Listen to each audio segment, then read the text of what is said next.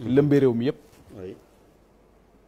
ak fu nit mën a bokk rek ñu koy massawu di wax rek ne dañuy sant yàlla aussi bi nga xamante ni dañu nekk ci posture boo xamante ni faruñu ak Samba wala ak Demba waaye dañ naan Sénégal rek la ñu féeteel tey waaw wax rek te jëmmi sunu borom tax moo tax déjà damay tàmbali rek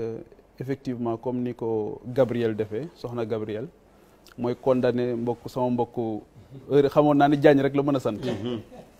mooy li mu daaneele ci soxna si nga xamante ni moom moo nekk en cause ndax yàlla moom moo teral doomu aadama donc ak nu mu mën a mel te wax dëgg gisuma nu mu mel sax waaw waaye nu mu mënoon a mel rek war nañ ko ruse suñu borom xam ne yàlla ko binde noonu donc loolu lu mat a bàyyi xel la ci suñu relation yi ñuy am entre ñun mooy joxante cër bi joxante yitte te loolu tamit dafa bokk beneen pathologie la boo xamante ni suñu réew yi dañu ko am ndax tey jii boo demee ci suñu biir société daanaka boo wàññeekoo boo amee benn cër bu wàññeeko wala am lu sikk ci sa yaram sa environnement immédiat ñoo la koy njëkk a faire remarquer ñoo lay njëkk a def benn complexe donc c'est pas du kaawu soxna si mais damay ciy profito wax ne il faut que la dignité humaine bi may wax tout le temps il faut que ñu bàyyi ko xel c'est extrêmement important la dignité humaine ci suñu relation yi donc suñu borom bi ma doon tudd léegi moom lay njëkk a évoquer ci mbir mi xew nii su ma nee suñu borom mooy feebar Abdoulaye Der mën naa dal ku nekk feebar yàlla suñu borom mën na koo teg ku nekk donc souvent cëru yàlla daf ciy am ku nekk tamit ci suñu société ba tey am na lu ko dal mu dem dàmpalu ji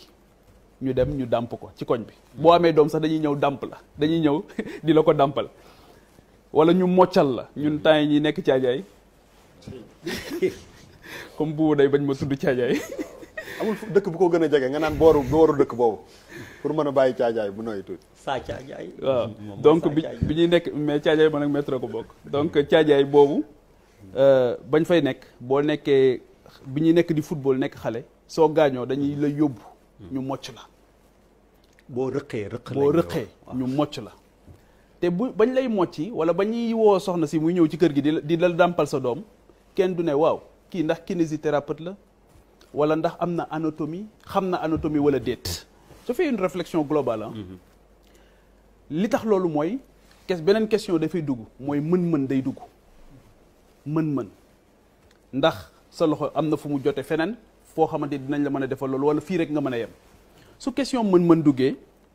ki nga xamante ni ci moom la mbir mi dal muy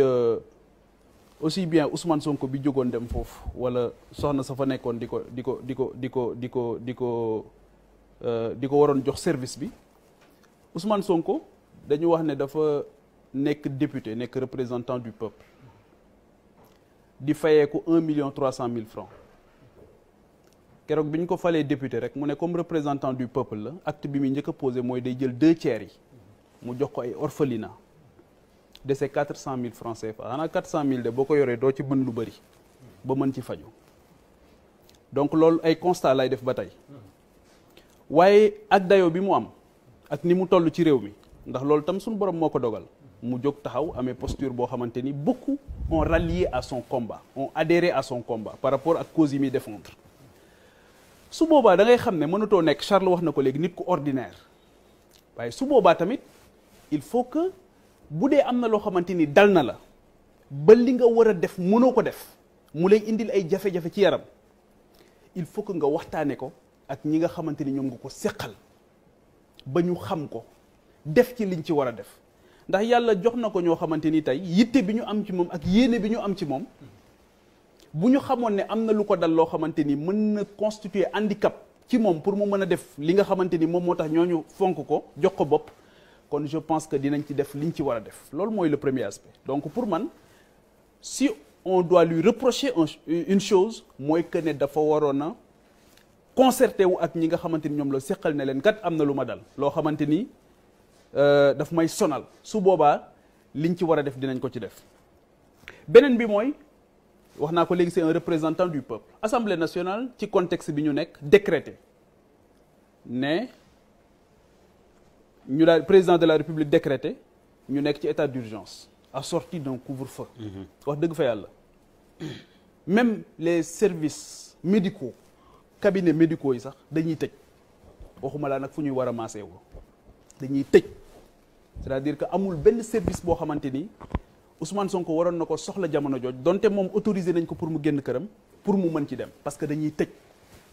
te moom même bu fekkee ne violé wul couvre-feu bi parce que am na lu ko permettre warul soññ keneen warul dimbali keneen ci mu violé couvre-feu waaye loolu suñ ko waxee ba pare où est la responsabilité de l'État dans cette affaire xam nga massage dafa am ñoo xamante ni bi ñii di jàngi journalisme ñii di jàngi leneen ñoom dañoo dem jàngi loolu réew moo mën di dem ci àdduna bi dafa am ñoo xamante ni seen xam-xam dafa màcc ci lool ndax doomu aadama daf ko yittewoo am na foo xam bu fa tollee ci dundam soit mu génn ci feebar wala mu génn ci accident wala soit mu dem ba jëm mag faawu daal nit ki di toll foo xamante ni dafay soxla lool wala am feebar bu ko dal boo xamante ni il faut que ñu am lu koy dimbali pour deretam mën a daw ni mu war a dawee mais ñun coow li moo ngi bari yëpp mais ba tey bàyyiwuñu xel ñooñ nga xamante ni ci secteur boobu lañ nekk di ci dundal seen njaboot te fi mu ne nii am na nu ñuy jëlee coow li secteur boobu c'est dem na yoonam dafa am lu koy impacté man ne responsabilité de l'État waaw xanaa kuy nëbbatu wala nga nekk ci clandestinité doo def enseigne la structure bi def enseigne boo xamante ni day impliquer deux choses la responsabilité de la collectivité locale bi nga xamante ni foofu la ko def et la responsabilité du ministère en charge ci domaine boobu nga xamante ni ci la nekk mooy ñiy délivrer autorisation yi ak localité bi nga xamante ni jox na ko autorisation ne ko neel fang ne da ngay offrir service yi waa kan ci ñun mooy dem hôpital kan ci ñun mooy dem ca dentiste ba egg ne ko sëriñ bi jox ñu sa génneel ma diplôme bi ma xool ndax yow dentiste nga wala déet kan ci ñun moo koy def kenn du ko def donc da ngay présumer ne fi ma jëm nii service bi ma soxla ki koy def mën na ko donte da ngay dem dentiste bi juum ci sa bëñ waaye da ngay jàpp ne mën na ko donc la responsabilité de l'État pour man dafa engagé wu dans cette affaire là totalement waaye nag bu fekkee ne nous sommes dans une démocratie normale lii nii dafa waroon a nekk une affaire civile waaye nag wax nañ ko léegi dalul ci n'importe qui moo tax pour ñu jàppee ko une affaire civile rek ak lim implication yi mu am ñu gis sax des représentants de l'État du Sénégal ak ñeneen ñoo xamante ni dañoo gis ak ñuy jubilé ñii di tëb di dal ñii kontaan ci ñii bëgg ci su boobaa mooy li nga wax léegi dañuy interroger société bi ñu nekk d'abord mais dañuy interroger histoire parce que aussi il s'agit de la justice c'est vrai on n'a pas de problème avec notre justice ñun ñëpp xam nañ ko waaye président de la République ci 31 décembre bi dafa am lu am solo lu mu wax dane bu mbir xewee am ku ñu war a tëj nee na procureur ku muy woo ñu ne ko procureur des ministres de la justice lay woo mu ne ministre de la justice ku muy woo ñu ne ko président de la République lay woo mu ne président de la République moom mooy xool ndax kooku bu ñu ko tëjee mooy apprécier nee na moom président mooy apprécier ndax kooku bu ñu ko tëjee ay nit day dee wala déet moo tax li nga doon wax léegi ne citoyen d'égale dignité loolu daf koy remettre en cause parce que ñoom dañoo njortu ne diw bu ñu ko tëjee nit ñi dañuy dee mu ne kon du ñu ko tëj nañ xool yeneen yoon yu ñu ko jàppee donc loolu tamit dafay indiwaat beneen problème par rapport à quelle justice nous avons je parle pas des magistrats mais ñi nga xamante ni ñoom ñoo leen yilif qu'est-ce qui s'est passé depuis l'affaire Mamadou Dia ba ci yi gën a récent lan moo dal ci affaire Karim Wade ñu xëy rek publier liste 25 personnes est-ce que Charles ba fii ñuy wax ci plateau bi xam nañ yan conditions la ñu libérer Karim Wade ak yan conditions lañ ko yóbboo Qatar le procureur de Qatar moom moo jël ci Karim Wade yan conditions damaa wax fii ba sonn ne kenn du fi génne rapport IGE boo xamante ni daf ñuy wax nañu nañ tëjji information judiciaire à l'endroit de Khalifa Sall amul parce que Pape Diop ak Mamadou Diop mi demoon témoigner ji ci kii boobu ci procès boobu dañu ne lii xew nii xamuñu lu mu parce que am na lu ñu bëggoon nañu amoon na ay visées politiques dans cette affaire là aussi dafa am ay préméditation évidente yoo xamante ni dafay indi jeexi jaaxa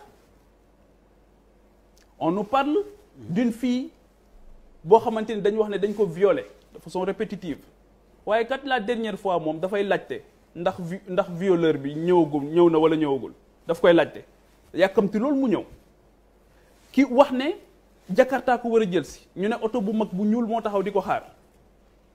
ñi nga xamante ni ñoo ko employé woon gis ci moom ay xeetu comportement yoo xamante ni jaaxal na leen ñu gis ne sax ki ko jël si woon sax ñu gis appartenance am fi nga xamante ni foofu la bokk ñu ne ko yow waroo génn ndax xale bi ko jël si woon warul génn këram mu ne kat ab avocat ak benn médecin ñoom ñoo ko permettre mu mën a génn loolu tamit dafay indi ay jiixi jaaxa yoo xamante ni jiixi jaaxa yu bari la yoo xam mën na tax ñu xoolaat mbir mi leneen li nga xam ci laay jeexale Abdoulaye Der nga baal ma mooy le comportement problématique aussi de l'Assemblée nationale du ñu dugg ci juridisme très sincèrement parce que droit ci réew mi interprétation bi tout dépend du bord où l'on se situe malheureusement loolu tamit histoire u dëkk bi moom moo ñu ko woon par rapport ak problème yi nga xamante ni dañ ko fi évoqué pourquoi la posture de l'Assemblée nationale me paraît problématique mooy représentant du peuple du fu ñu jógee rek ne dañuy dindi mbalaanu kiirlaayam Assemblée nationale buy réunir dafa war a am suffisamment d'éléments yoo xamante ni moom moo koy permettre mu évaluer en son sein ndax lii jar na ko wala jaru ko donc moo tax ma ne foofu aussi Assemblée nationale warul rek buñ ne siim nañ cere ji rek ñu ne dañ ko dindi su boobaa dafay poser problème parce que il faut que ñu xam ne député nekkatul nit ku ordinaire mais leneen li aussi mooy par rapport à la violence Charles comme yow je condamne la violence mais je la condamne sous toutes ses formes parce que bu fekkee ne Ousmane Sonko flagrant délit la woon effectivement flagrant délit la ak lu mën di am bu ñu délivrer convocation bi dafa waroon a irréversible amul woon lu war a mën a tax du wuy ji bu doon flagrant délit la wala lan moo tax ñu convoqué ko ba pare delluwaat ci ginnaaw reculade bi lan moo ko expliqué daal di doog a dem assemblée nationale c'est ça qui pose problème moo tax ma ne est-ce que ñoom jëloon nañ le temps nécessaire pour apprécier xool ndax li ñu bëgg a def ndax dëppoo na ak règlement intérieur assemblée nationale ou pas yaa ngi dégg ba pare donc pour man aussi loolu tamit am na ci solo ba nga xamante ni violence bi loolu moom moo ko njëkk a wundu mooy cette violence là parce que violence dafa bëri ay formes avant d'être physique dafay revêtir yeneen formes yu bëree bëri jàpp naa ne loolu aussi Abdoulaye Der lu am solo la ma préciser aussi ne man ak Ousmane Sonko waaw parce que réew mi ñu ne réew mu naqaree waxee la waaw Ousmane Sonko suñu borom rek moom may seede aw ma numéro téléphone am Der may ma rek ma préciser c'est important baax na ci amul sama numéro téléphone xaw ma këram xamul sama kër ànduma ak moom xam nga lan moo koy àndul ak man tamit xam nga lan moo koy firi dafa am benn xale bu tudd Babacar Sadikh Top buuba bind benn livre ci Ousmane Sonko bi mu bindee livre bi le staff de Ousmane Sonko s'est réuni ñu ne ak moom l'auteur ñu ne dañoo bëgg am ci ñoom le plus grand nombre ne dañoo bëggoon Pape Djibril Fall nekk modérateur bi Ousmane Sonko ne leen man de su ma sañoon Pape Djibril Fall du ko modéré ndax dafa nekk li may wax ni Babacar Sadikh Top moom moo génn ci rencontre boobu woo ma wax ma ko mu ne leen su ma sañoon Pape Djibril Fall du ko modéré de mu ne leen dafa nekk ci benn pente bu am solo sénégalais yi bàyyi ko xel waaye ñu bari ci ñoom surtout les détracteurs dañuy wax ne dafa ànd ak Ousmane Sonko te bu ngeen ko bàyyee mu modérer rencontre bi dina entamer sa crédibilité donc su ma sañoon ngeen wut keneen bàyyi ko mu garder objectivité am ak liggéey bi nga xam moo ngi koy def au profit du peuple sénégalais mais ma gis ci moom loo xamante ni aussi lu jafe la ci homme politique ndaxte loolu gain politique bu doon homme politique yi ma xam gain politique bi dina leen jaral ñu sacrifier gone googu waaye moom tamit laa gis mu toog ci Sénégal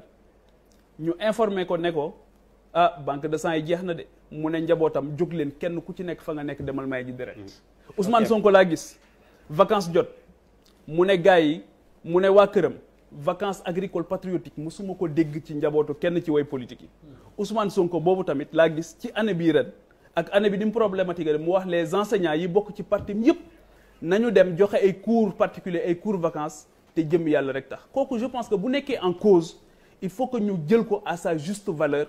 bañ ko neenal mel ni dafa dal doonte nous sommes d'égale dignité waaye nag égale dignité xam nga fan lay yem mooy ñi pare pour questionner l'intérêt général ak ñi nga xam seen bopp rek moom moo leen yitteel Bouba bismillah